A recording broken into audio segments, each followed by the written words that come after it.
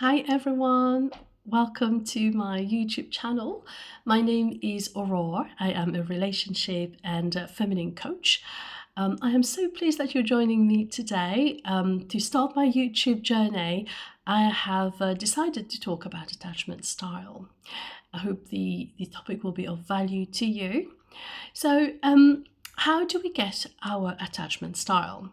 So, our attachment style gets molded and developed from when we were born up till the age of 2, and then we have a different set of learned behavior up to the age of 8. But usually it's between the ages of 0 and 2 where we look at how our needs are being met by our primary caregivers during that period of time and how they respond to us, develops and molds our own way of responding to others or even having our own needs met. So these are heavily imprinted in our subconscious mind, and usually it takes lots of repetition and emotions to get them deprogrammed and reprogrammed.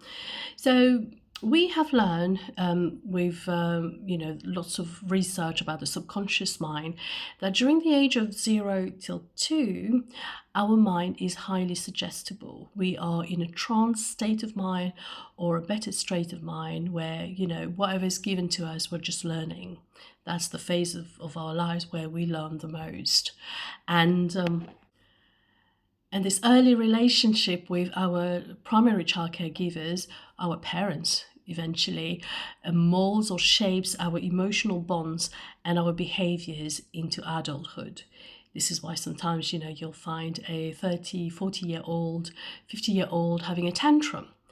Why? Because that's how they had to respond to have attention or to have their care or their needs being met at the very early age of their lives.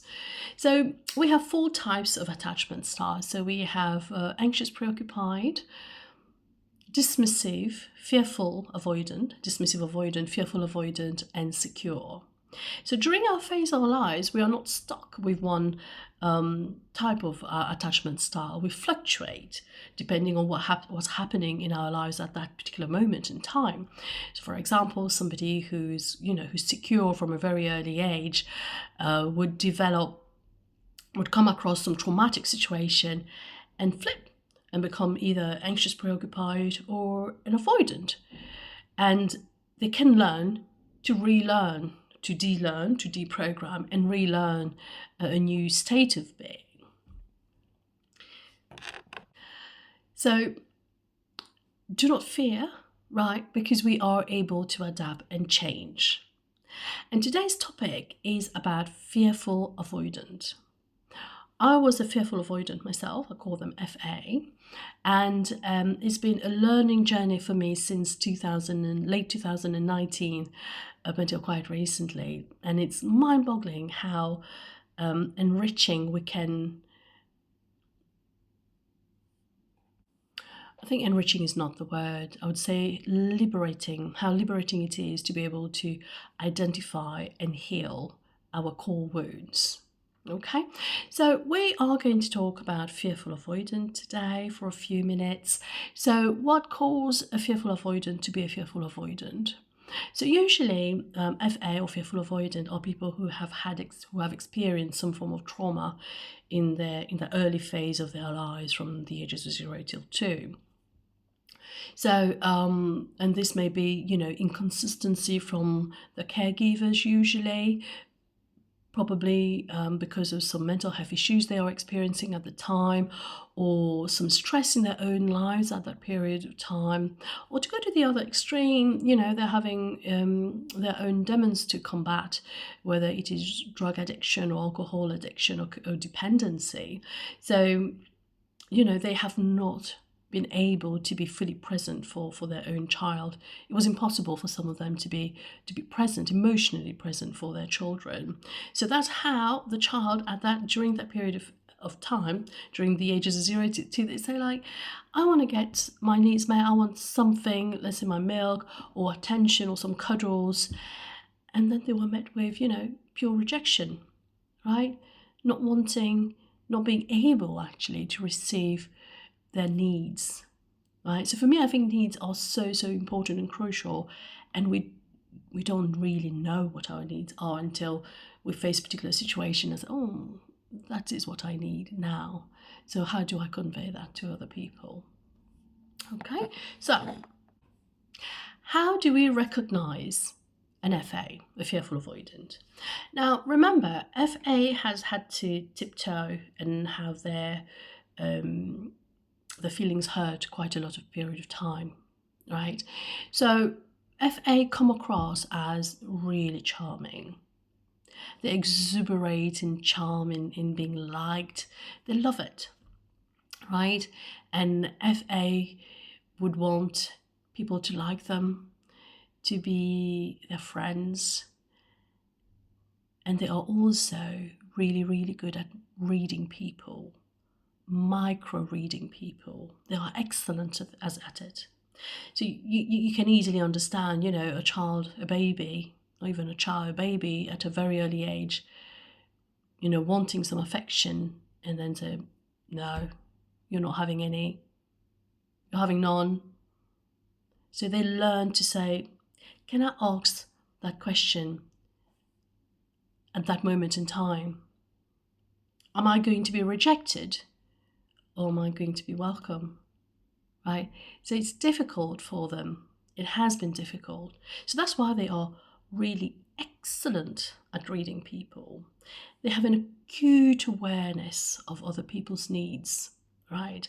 And they will go the extreme to care for others, and a lot of their time to their own detriment, unfortunately. And what happens is there is an element of giving, giving, giving. And when it's not reciprocated or given back, they build resentment, right? They build resentment, unfortunately. It's a circle. It's a circle they are having to deal with, and it's not nice. So what's the impact then on relationship? Right?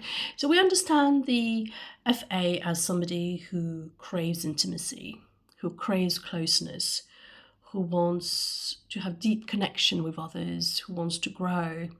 And at the same time, there's that fear of feeling rejected, being betrayed, really, of, thinking I'm not going to be part of it, of feeling powerless and hurt.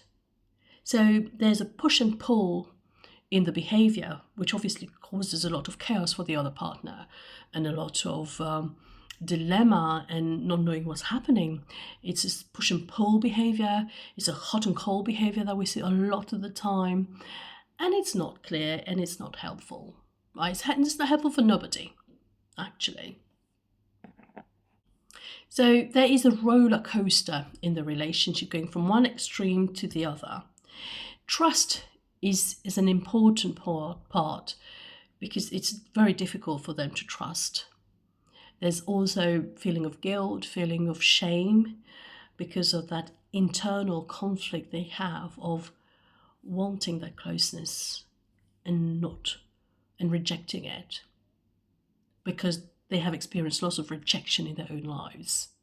Okay, so sometimes what you will see when an FA goes into a relationship with somebody who's, for example, an anxious preoccupied, so somebody who's anxiously preoccupied would normally cling on to the relationship and wanting more connection, overtly wanting more connection and intimacy. And what happens is somebody who's an FA would say, that's too much for me, I have to back down. I have to back off a little bit. So instantly they create a sort of barrier to the other person, and the person doesn't know what's happening. Then, if they go in a relationship with somebody who's a dismissive avoidant or similar form of avoidant, the other partner would say, we need to create some space here. You need to give me some space. I really can't handle so much closeness. So, just back off a little bit. But then what will happen is the other person would come and said, the FA would come and be more clingy because he wants that clinginess. And nobody's winning because nobody's knowing what the intention is for the relationship, where it's heading. Are my needs going to be met or not? So we don't know. Nobody knows, right? And usually the FA would kind of pull back and they will think they are happy being alone, but then there'll come a phase where they just want that relationship again. So in the dating world, you will see a lot of people who are avoidant in that pool, and that is why we're having so many people saying nobody's serious about dating, because there's just a natural fear of being vulnerable, of feeling the feelings and doing it anyway, or trying to seek somebody. You see, how can I evolve? How can I reprogram my subconscious mind to stand up for myself, to become a better person for myself? How do I do that? Unfortunately, a lot of them don't even think about it. Right? They don't even think about it, or thinking it's an opportunity that they have to doing it. So what do we do? What's the healing process here? Well, first and foremost, it's creating an awareness of that negative internal dialogue that we have, and literally writing it down. Today I thought X, Y, and Z. Is it leading me somewhere? It's not. Right, so what can I do? How can I reframe that state of being? Right? Do I need to seek help? Or can I speak to somebody about it? What can I do to reframe that programming that I've had from a very young age? Do I deserve? Right? Deserving is such an important part for avoidant people. And even anxious, preoccupied people. Do I deserve it? We all deserve anything from this earth. All of us. Right? It's just a matter. So writing it down, creating an awareness of, I've had that X thought. So next time that's going to come up, how do I reframe and reshift it and shift that mindset? It's a mindset, right? How do I do that? And then we'll list all. So we'll list them on a daily basis and see how much of an improvement I'm making. So let's say, for example, I've had 10, 20 X thoughts on Monday. On Tuesday, let's say we have the same amount. And we say to ourselves, how am I changing my thought processes, my thought patterns? Can I change just one in one day? Or one for a few days? Right? I think the next important thing is giving permission, right? I love that. I had panic attacks 2 years ago, right? And I did hypnosis that helped me a lot with putting aside a little bit that fear. And then I did an exercise that helped me tremendously, called permission to reset. I did permission to reset. And giving oneself permission to be vulnerable is amazing. It's truly an exercise that is very liberating, because a lot of the time we don't give ourselves permission for anything, right? So, giving ourselves permission to be vulnerable bit by bit is amazing, right? And why I think reprogramming in general is so important. So first of all, it brings us into a state of owning a really nice and healthy masculine state of being, right? I'm all into feminine and masculine energy, and understanding and reprogramming our attachment style, I believe, is the first way to go about it. So, learning or relearning how to reprogram ourselves. And then once we do that, we are in an empowered state of being for our masculine. And then for a woman, we just learn to incorporate more of a feminine element, because to be able to be truly in your feminine with your male partner, you need to embrace vulnerability. And that's key. So that's it for me for today. It's been really lovely to have my first video. I'm quite excited, actually. I've been so scared putting it out, but I thought, I have to do it. I want to do it. And I hope my message reached you all. I hope it's been of value. Do comment in the chat below if you have, how that resonated with you. And I hope to see you very, very soon. Have a lovely day, end of the day, evening, morning, wherever you are. But have a lovely weekend. Anyway, it's coming up tomorrow. Take care. Bye for now.